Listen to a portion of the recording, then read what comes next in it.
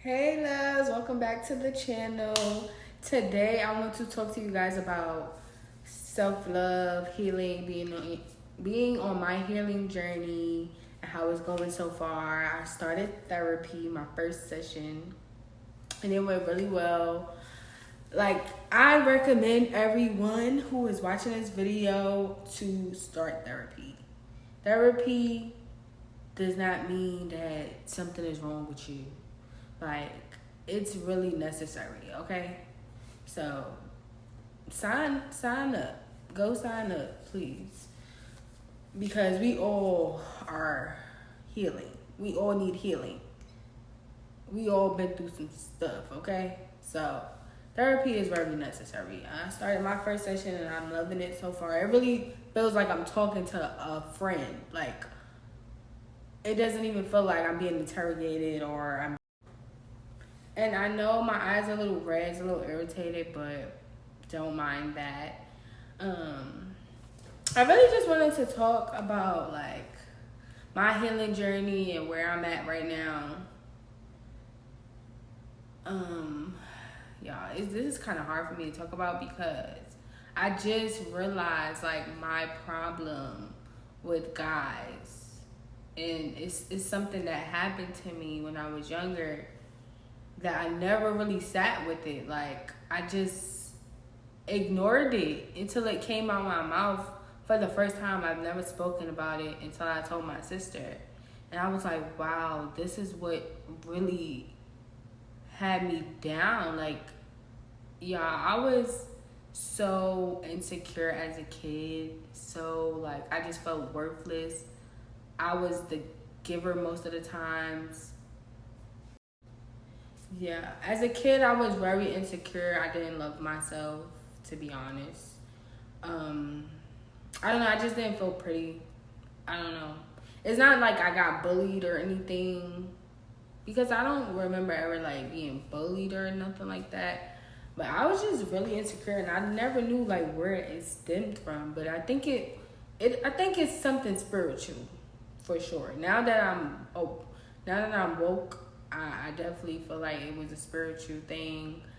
But long story short, I'm gonna tell y'all what happened to me. So this was in 2017. I think I was about 19 years old. I was 19 years old, and me and my friend, we were going somewhere. We were walking in the street, and some guy stopped and was like, "Can I get your number?"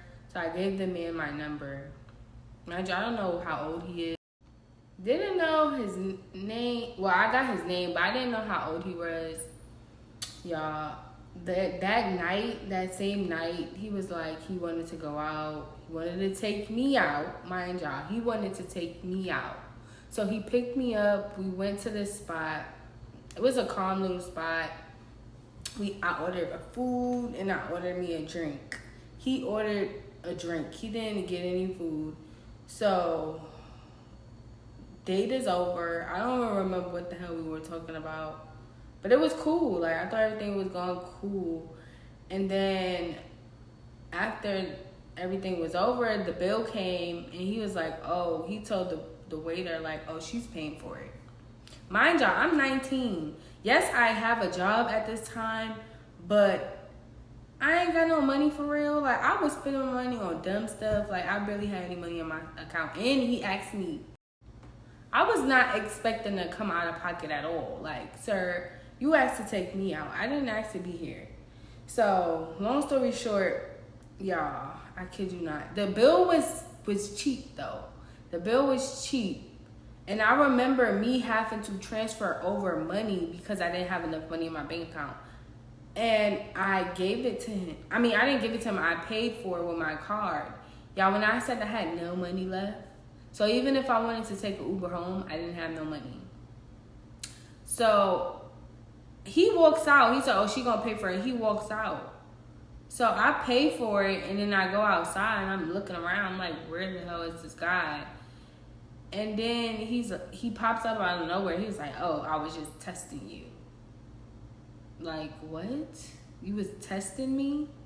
Like, he said something like, oh, that was an investment. Yeah, so after the date is finished, And he said, oh, that was a test or whatever. I was just so turned off and ready to go the freak home.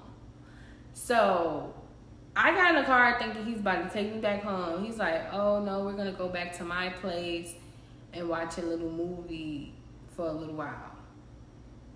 And I'm like, I really wanted to say something, but I don't know. I was just such a people pleaser. Like, I don't, even as a little girl, like, I don't know why I was just so scared to speak my mind. I think that's why I'm so open now, because I was so scared to talk. I never used to talk. So, long story short, we go to his house and he takes me in his room. And, like, I know I did not want to have sex with that man, but I felt like I had to because I didn't have no way home. And I was crazy because now that I'm thinking about it, I'm like, why didn't I call my aunt? Like, why didn't I just have somebody give me an Uber? I guess because I was so, like, I didn't like my aunt in my business too much, you know? Like, when it came down to dating and stuff, because I felt like she was always, like, in the middle of my relationship. So I don't know, y'all. I really don't know. But I felt like I was forced to have sex with this guy, and I just ignored it. Like, after that day, I blocked him and I just went on with my life. But I never dealt with that. Like, I don't know if that's considered rape. It's not really considered rape because I allowed it to happen, but that is, yeah, but I never even talked about it. Like, nobody ever knew about it. And I was 19 at that time. I'm 27 now, and I'm just now ever talking about it.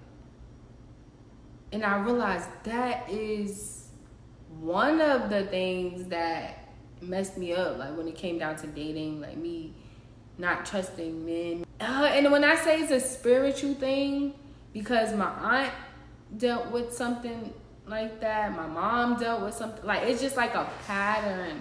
And I was listening to Jerry Flowers, and he said, like, it's a pattern. Like, that's how the enemy gets you. You have to be the one to break that pattern.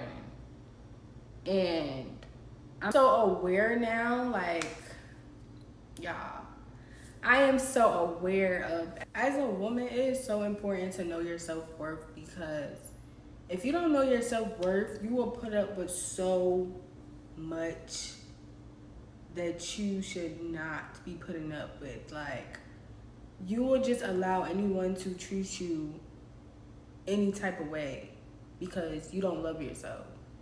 And I know that firsthand because that was once me. And now that I feel God's love and I see, like, the peace I have, it's like no other feeling in this world. And it's like, if you can't equate to God's love for me, then I don't need you, honey. I don't want you. Like, I am worth so much.